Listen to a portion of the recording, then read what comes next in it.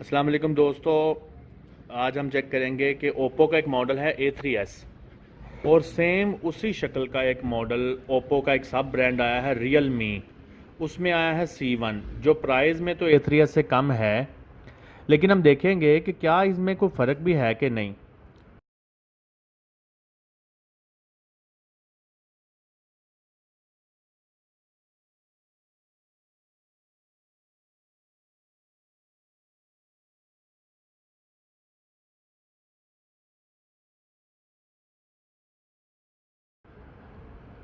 तो दोस्तों सबसे पहले हम इनकी स्पीड टेस्ट करते हैं, ऑन करके देखते हैं कि कौन सा फ़ोन जल्दी ऑन होता है।